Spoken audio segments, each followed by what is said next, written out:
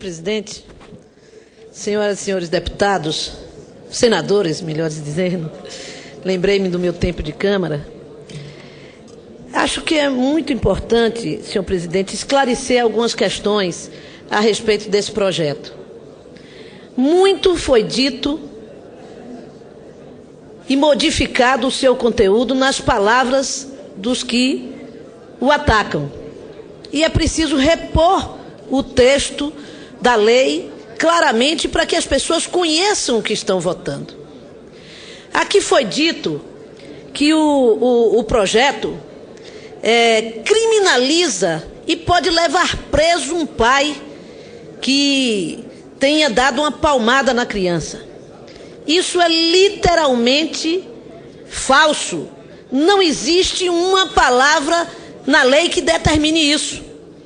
O que a lei faz, e é útil que o faça, não é a repetição do Estatuto da Criança e do Adolescente.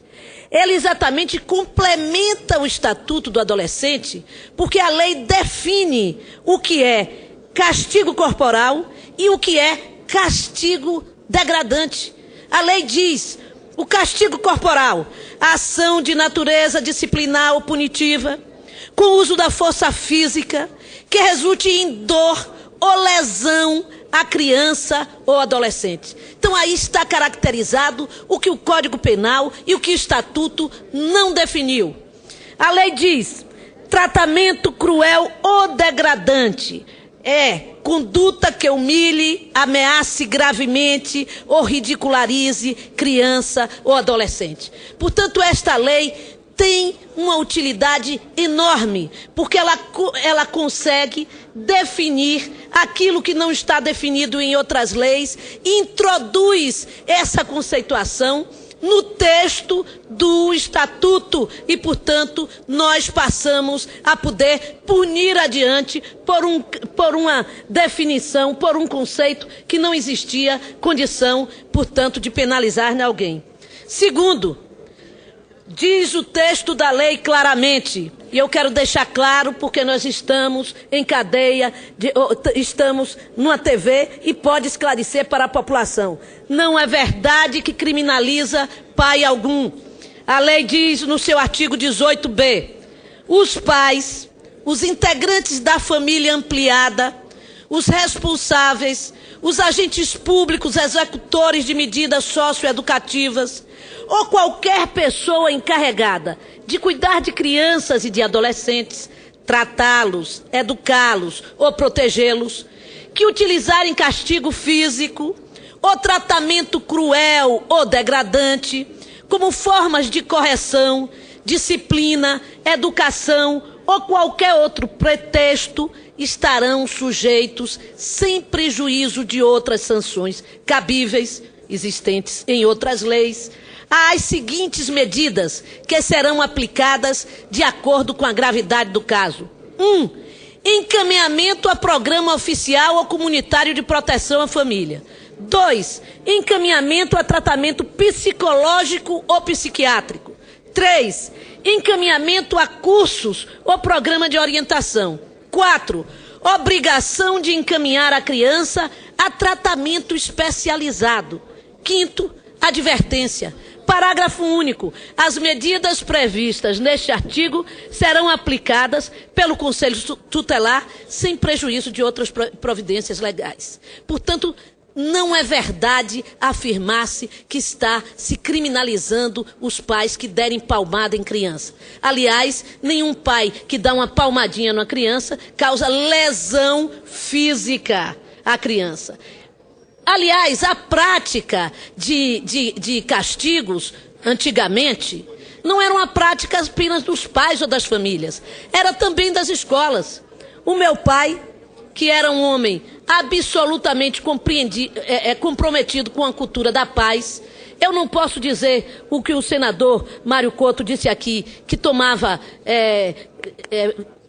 palmada de palmatória. É mentira eu dizer isso, porque meu pai nunca levantou a mão para um filho. Nunca levantou a mão para um filho. Mas tirou uma filha mais velha, a minha irmã mais velha, de uma escola, cujo o castigo era dado pela professora com palmadas ou com surrinhas de palmatórias nas mãos. E meu pai foi lá e retirou ela da escola e ainda denunciou aquela prática dentro da escola. Ou seja, o que está se debatendo é a mudança de uma cultura. Eu duvido que qualquer senador aqui presente nesse recinto bata nos seus filhos, cometa qualquer tipo de agressão que faça ou traga lesão física ou psicológica a esses filhos, mesmo que tenham sido vítimas, porque este é o comportamento daquele que, após receber, e eu conheço muitos pais que receberam tratamento de punição agressiva na sua infância, mas que não repetem com seus filhos, porque há uma mudança de cultura na sociedade que precisa ser consolidada e não voltada atrás. Como disse aqui o senador Humberto, também esse argumento que aqui foi dito dessa forma, daí querer tirar dos pais o direito de saber o que é melhor para seus filhos? Sim, o Estado tem direito de fazer isso, sim, como tem direito de interferir em briga de marido e mulher, quando a consequência é o espancamento das mulheres, vitimando-as de forma irreparável para a continuidade da sua vida. O Estado tem o direito de interferir, sim, em pais que, inclusive, e é registrado casos desse tipo, que permitem a exploração sexual dos seus filhos. O Estado tem o direito de fazer isto. Portanto, o Estado tem o direito, sim, de intervir, adotando uma norma que proteja as crianças e adolescentes e que crie cada vez mais simbolicamente para a sociedade de que isto é ruim. Por que é que ninguém admite e ninguém quer admitir a existência do racismo institucional, do racismo na sociedade brasileira? Porque a sociedade brasileira já assimilou a ideia de que racismo é ruim, é algo negativo, é algo a ser combatido e ninguém quer ser comparado com alguém que faz a prática do racismo. E é isso que nós queremos com uma lei desse tipo. Que a agressão às crianças e adolescentes, ela seja uma prática que seja considerada negativa como valor para a sociedade. Por isso, senhor presidente, senhoras e senhores senadores, eu quero lamentar que nós ainda tenhamos, sob pretextos de mais diversos possíveis, sob o pretexto de se combater a pedofilia que todos nós combatemos, sob o pretexto de discutir a violência contra crianças e adolescentes desse país, e quero dizer que as crianças e adolescentes desse país são as maiores vítimas da violência urbana, que as crianças são vítimas, senhor presidente, e tem o maior índice de impunidade de crimes contra a criança nesse país. Não são punidos, não são investigados, até porque muitas crianças não conseguem sequer constituir uma prova. Elas não têm condição disso.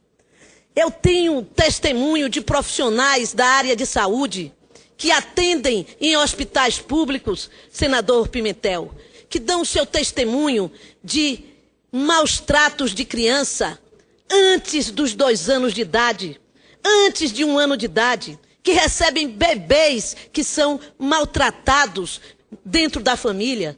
E nós precisamos combater isto. Nós temos o depoimento de também pessoas que demonstram nas organizações não governamentais, no meu estado, o SEDECA é um destaque nisso, as estatísticas de morte violenta de crianças e adolescentes sem nenhuma punição, porque na maior parte delas são cometidas por agentes do próprio Estado. Em muitos casos deles, pela polícia. E nós não podemos deixar, portanto, que mais uma vez se torne natural a agressão e a violência contra criança e adolescente. E por fim, senhor presidente, o nome da lei é Menino Bernardo. E a menino Bernardo, por quê? Não é verdade também dizer-se que é um caso que não se coaduna com o texto da lei. Já foi destacado aqui pelo senador Randolph. O menino Bernardo denunciou os maus tratos que sofria. E há um depoimento claro do juiz que o atendeu, que ficou em estado de choque, que ficou em estado de depressão, porque não ouviu claramente aquilo que aquela criança disse. A criança não tem crédito na sociedade para esse tipo de denúncia. E o que nós estamos garantindo na lei é que ela passa a ter crédito. A denúncia feita, a criança será ouvida no Conselho Tutelar com uma audição qualificada por psicólogos que saibam ouvir além das palavras, que saibam enxergar mais do gesto, da reação da criança, da sua atitude emocional do que verdadeiramente eventualmente ela está dizendo. É por isso que eu voto com muita tranquilidade e peço à minha bancada que também o faça, ao líder Rodrigo Hollenberg, a favor deste projeto que chama-se, diferente do que alguns quiseram caracterizar como lei da palmada.